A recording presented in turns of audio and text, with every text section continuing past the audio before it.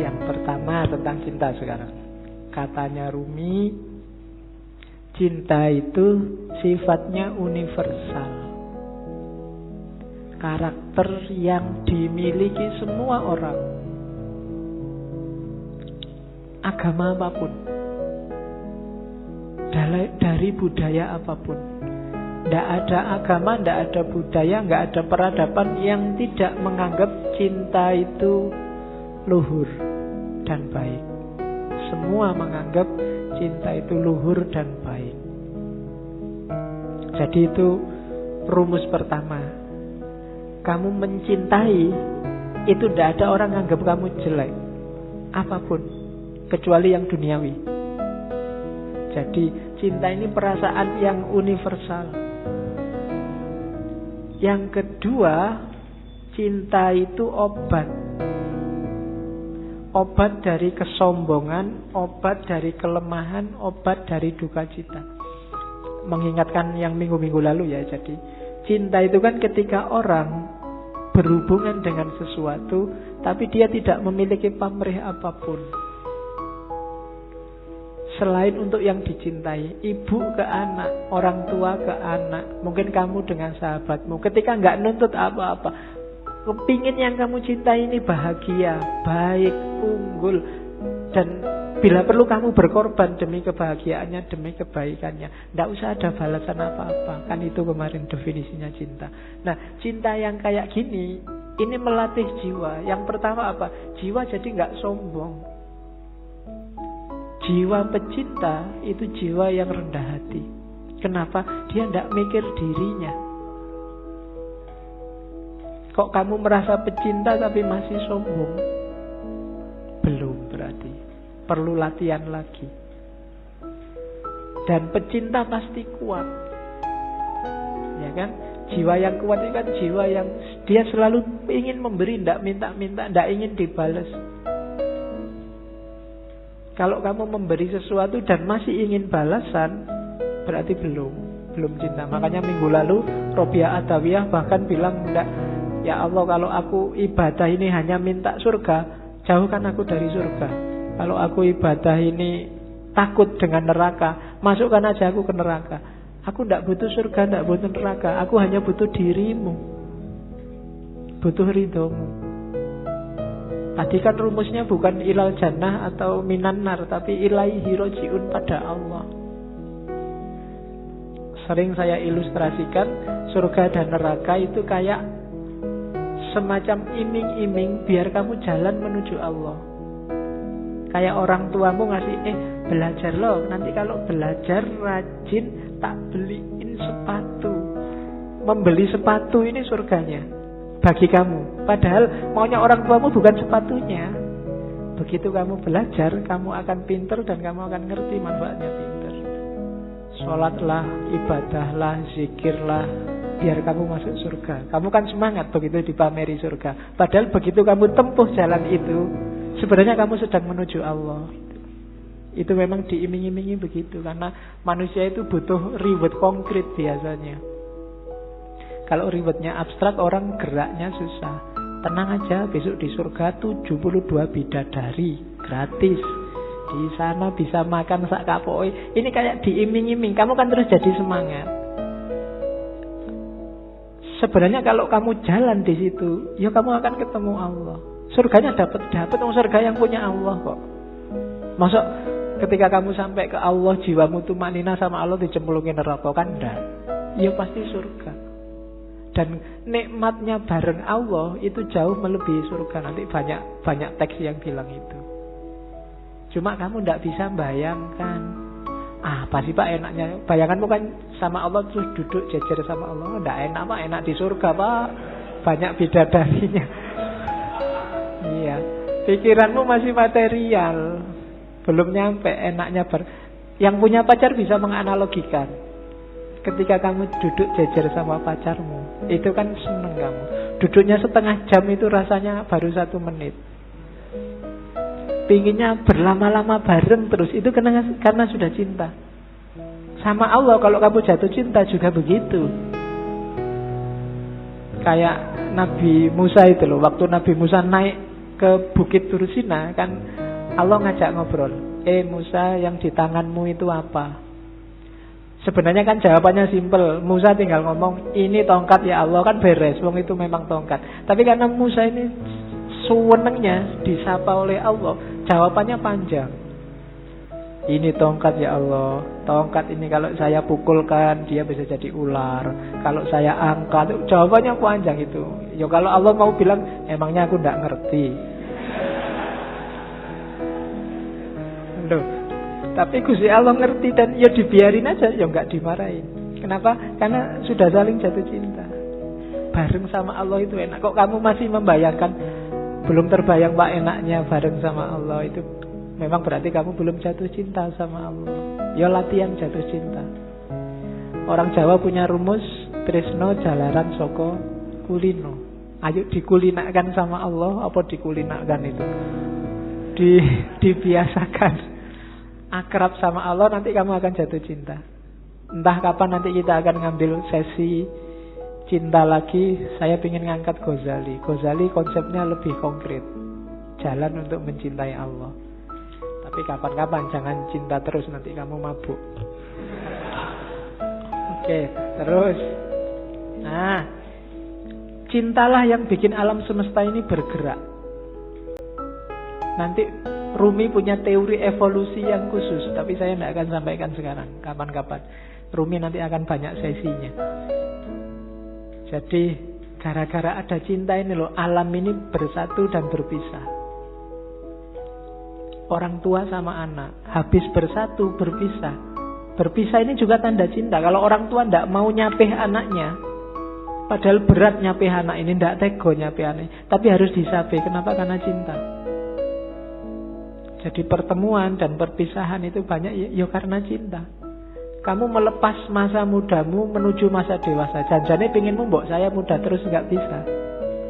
Hidup itu ada pertemuan, ada perpisahan, dan biar jalannya on the track, dasarnya harus cinta. Jadi cinta adalah yang menggerakkan dunia ini. Dan cinta yang bikin kita karakternya, kalau bahasanya Rumi, menuhan. Semakin tulus kita cinta pada apapun, karakter kita akan semakin menuhan. Menuhan itu semakin spiritual. Tidak ada pamrih, tidak ada tujuan-tujuan apapun selain Allah. Itu yang kalau dalam agama disebut ikhlas.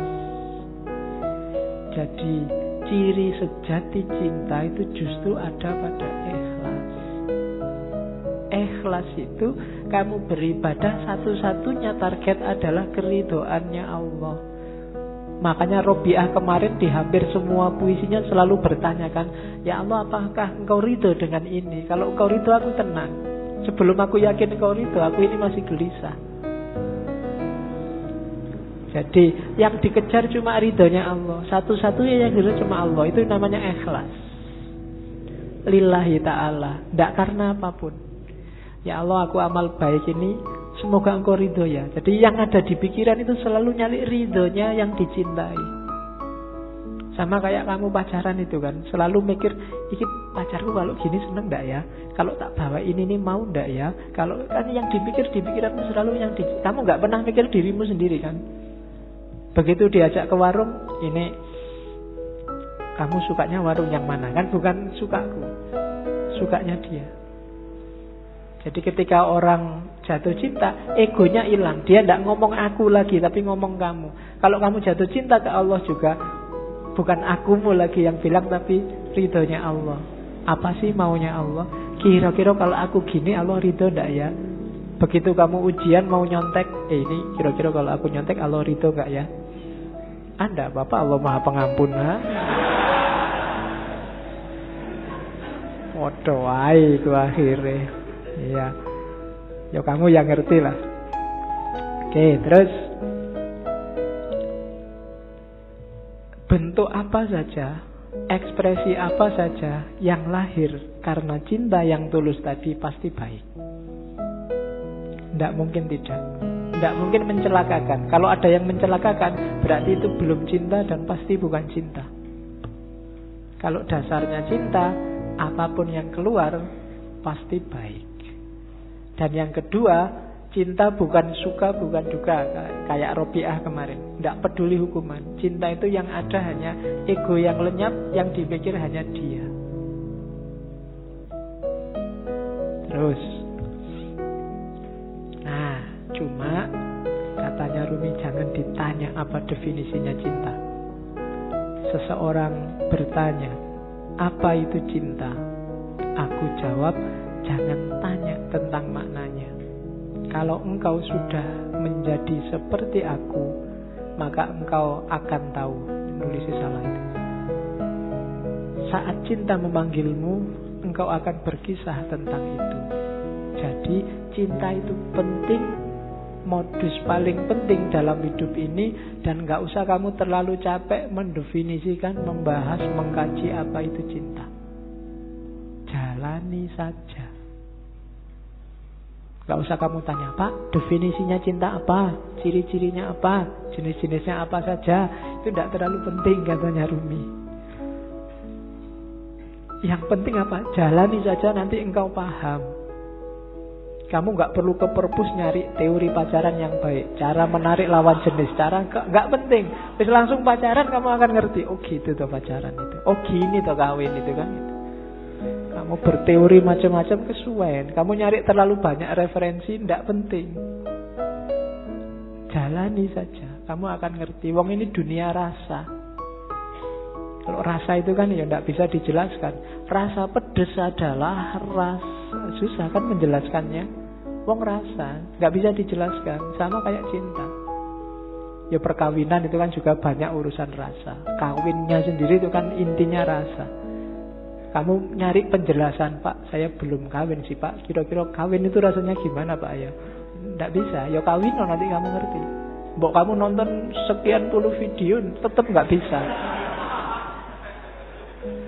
Harus dirasakan. Teorimu nggak ada gunanya. Rasa dewe baru ngerti. Oke, terus. Ya, ini juga sama. Katanya Rumi, sekalipun cinta telah kuuraikan dan kujelaskan panjang lebar. Ini syair ini diterjemahkan Abdul Hadi WM dan kelihatannya dipakai di film Ketika Cinta Bertasbih dulu. Namun jika cintaku datangi, aku jadi malu pada keteranganku sendiri. Meskipun lidahku telah mampu menguraikan dengan terang, namun tanpa lidah, cinta ternyata lebih terang.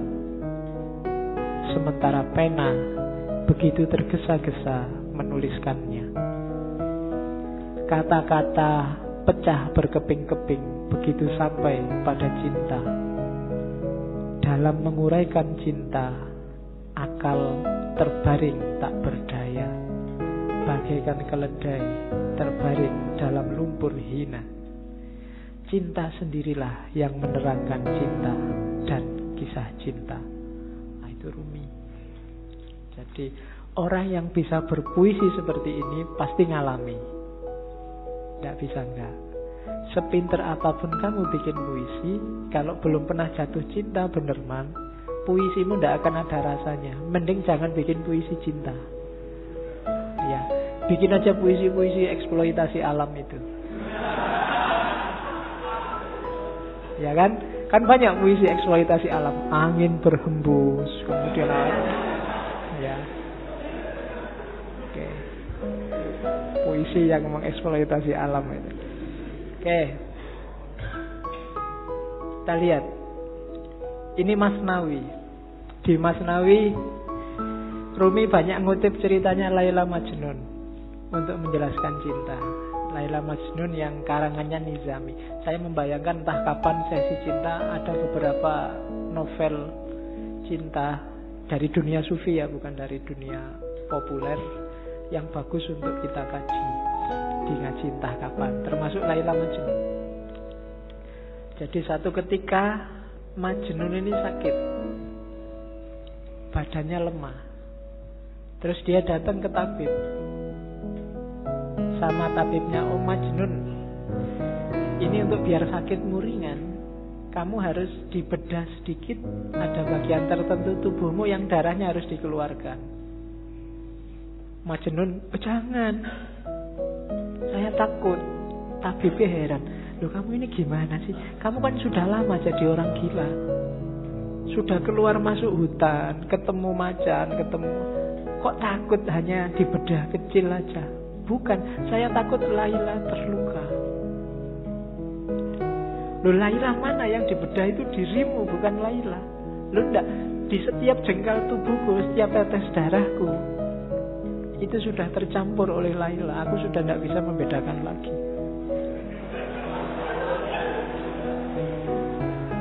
Kamu ketawa kaya duwe pacar wae. Oke, ya. Jadi itu maksudnya apa? Ketika orang jatuh cinta, dia sudah kehilangan dirinya. Yang ada hanya yang dicintai. Dia tidak peduli kalau dirinya sendiri luka, tapi jangan sampai yang dicintai luka. Itu Majnun. Majnun ini sebenarnya anaknya bangsawan yang jatuh cinta sama Laila. Ya sayangnya agak tragis ceritanya. Bagi yang baca Nizami nanti banyak momen-momen.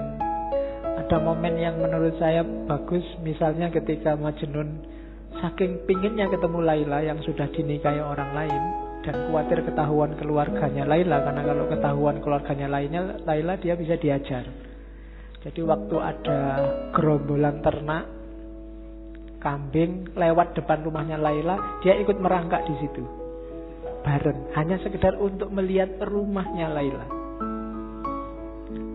Oke, itu Majnun. Nanti banyak momennya yang bagus dan banyak dipakai oleh Rumi. Cuma Rumi bikin cerita sendiri, hanya tokohnya Laila sama Majnun, dengan ilustrasi besarnya cinta Laila sama Majnun, besarnya cinta Majnun sama Laila, dan sebaliknya. Jadi Rumi ingin bilang bahwa tanda-tanda bahwa kamu jatuh cinta beneran adalah ketika kamu tidak lagi egois, tidak lagi mikir keuntunganmu apa. Sama Allah juga begitu. Kalau kamu masih ngitung-ngitung untungnya apa, belum ikhlas sejati, masih belum tanda-tanda cinta. Orang yang cinta itu disuruh apa aja iya, dan gak minta balasan. Disuruh sholat duha, iya sholat duha. Disuruh ngaji, iya ngaji. Gak usah mikir kalau sholat duha itu nanti rezekinya bisa langsung datang. Gak usah. Itu berarti masih ngitung-ngitung balasan. Barang siapa membaca surat Al-Waqi'ah setiap malam Jumat, maka itu berarti masih mikir reward, masih dagang sama Allah. Bukan salah, cuma levelnya masih belum level cinta. Kalau level cinta, ngaji ayo, disuruh baca Waqi'ah ayo 3 kali ndak apa-apa, baca Yasin 10 kali ndak apa-apa. Ndak mikir kalau 10 kali balasannya maka ini, kalau ini enggak. Kalau masih itu masih dagang. Kalau masih dagang belum cinta. Kalau cinta ndak mikir balasannya apa. Kenapa? Karena kamu sudah melupakan dirimu. Yang kamu ingat hanya yang kamu cintai. Yang penting Allah senang, Allah rela. Waktunya enak-enaknya orang tidur, aku bangun. Kenapa? Allah senang yang kayak gini. Waktunya orang cepat-cepat berangkat kerja, aku sholat dulu, sholat duha. Kenapa? Allah senang yang kayak gini. Bukan karena tak sholat dulu nanti biar rezekiku lancar, biar enggak. Masih ada reward yang kamu pikir, masih mikir balasan. Sama kayak kamu traktir pacarmu, ya sekarang traktir, tapi nanti harus mau lo ya boncengan. Itu masih mikir reward, masih mikir aku cinta padamu, tapi kamu cinta padaku juga kan? Kalau enggak ya aku nyari yang lain. Itu berarti belum. Masih dagang, masih negosiasi. Apa salah? Enggak. Cuma levelnya masih belum level cinta.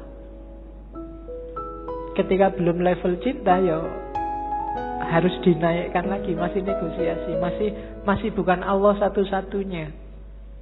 Tapi jalannya sudah menuju Allah, tapi masih belum ikhlas. Karena ikhlas itu tidak mikir balasan. Sodakolah 1000 maka akan kembali 700.000 karena dilipat gandakan 700 kali. Ini kalau masih hitung-hitungan itu kesenangan koruptor-koruptor. Koruptor itu saya korupsi 1 juta, kemudian tak sodakohkan aja 10 juta. 100 korupsi 100 juta, tak sodakohkan 10 juta, 10 kali 700 sudah banyak itu pahalanya. Dosanya sama ininya kalau di total menang ininya, menang pahalanya.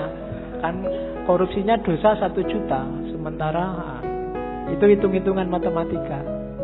Kayak orang habis melakukan kejahatan terus umroh, karena pahala dosa orang umroh antara 2 umroh ini dosanya diampuni. Jadi sebelum melakukan kejahatan umrohlah, nanti habis melakukan kejahatan umrohlah. Nah itu hilang dosanya karena dosa di antara 2 umroh ini diampuni. Ini masih kalkulasi matematika. Emangnya Allah anak SD? Kamu ajari, kamu abusi dengan itu. Tidak bisa. Jadi levelnya belum cinta, belum ikhlas.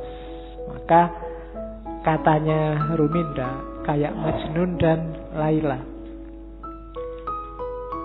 Rumi juga ngomong cinta itu kuat. Jangan salah. Energinya luar biasa. Dia kalimatnya si puitis. Karena cinta duri menjadi mawar. Karena cinta cuka menjelma anggur segar. Karena cinta keuntungan menjadi mahkota penawar. Karena cinta kemalangan menjadi keberuntungan. Karena cinta rumah penjara tampak bak kedai mawar. Karena cinta hamparan debu tampak seperti taman. Karena cinta api berkobar jadi cahaya yang menyenangkan. Karena cinta setan berubah menjadi bidadari. Karena cinta batu keras menjadi lembut bak mentega.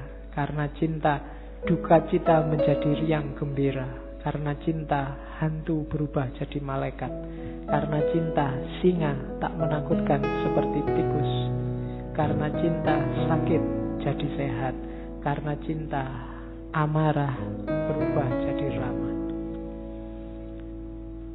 Cinta itu energinya luar biasa, kekuatannya luar biasa. Orang yang cinta tanah air rela loh mengorbankan nyawanya, rela disiksa oleh penjajah, rela dipukuli. Orang tua demi anaknya rela bersakit-sakit. Luar biasa energinya. Kamu sama pacarmu disuruh jemput pagi-pagi ya mau. Nggak punya uang disuruh traktir ya mau, dibelani utang. Sama dosennya disuruh bikin makalah, makalahmu sendiri nggak digarap-garap ke makalahnya pacare. Itu pun mau. Itu kan energinya luar biasa. Pacarmu nyuruh apapun kamu jalankan. Sami'na wa atokna. Itu kan energi namanya. Kekuatannya nggak enak pun kalau bareng dia, nggak masalah. Kamu bisa menahan susah yang kayak gimana pun. Banjir, kamu nggak bisa pulang, akhirnya neduh pinggir jalan. Itu kan sengsara. Tapi kalau pas bareng dia, seneng aja, semoga hujannya nggak berhenti-berhenti. Padahal itu sengsara loh. Tapi kamu kan malah seneng menikmati. Itu kekuatannya cinta. Energimu berkali lipat.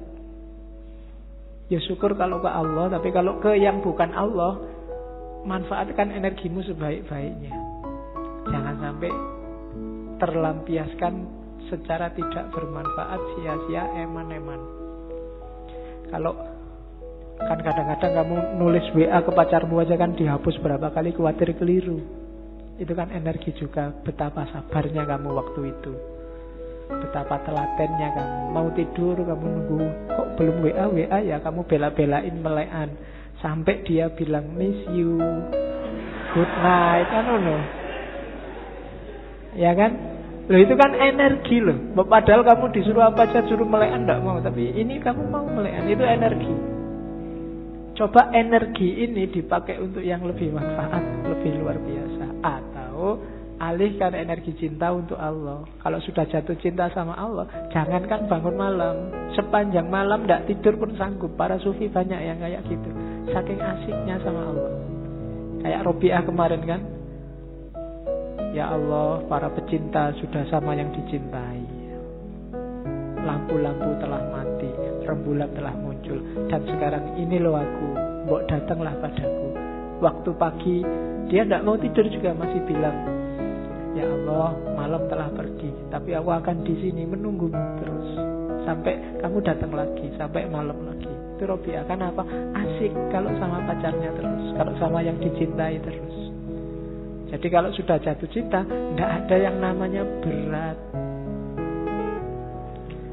Jangankan pacarnya manggil, nanti kamu WA aku jam sekiannya, oke. Pacarnya nggak manggil pun kamu WA-in. Sholat itu kan sebenarnya Allah nyuruh kamu, mbok kamu ketemu aku 5 lah, paling tidak sehari 5 kali lah. Itu kan menunjukkan janjane Allah itu ya cinta sama kita, pengen ketemu kita sehari 5 kali. Tapi kitanya yang sok gaya, tidak serius. Nek basa Jawane kemenyek. Allah sudah segitunya manggil kita, mbok 5 kali aja sehari, aku pengen ketemu dirimu. Ya kamu ngadep sih, tapi ya kayak orang tidak serius. Sholatnya sak-sae. Tidak ada yang sholatnya bertahan 5 menit aja, 3 menit lah sama teman. Tidak juga. Sholatmu mesti cepet. Gusti Allah baru mau menatap wajahmu, loh, sudah selesai.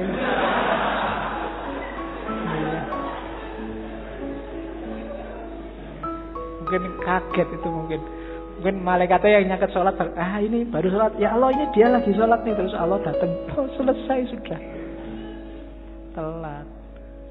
Dan itu Allah sabar ya, Allah masih mau, ya besok datang lagi 5 kali, tak tunggu. Cuma kamunya yang gak serius, sambil ngadep tapi hatimu ndak di situ, hatimu kemana-mana. Allah yang ngerti, cuma saking sayangnya Allah sama kita. Kalau Allah ndak sayang, kamu sudah disentil sejak lama.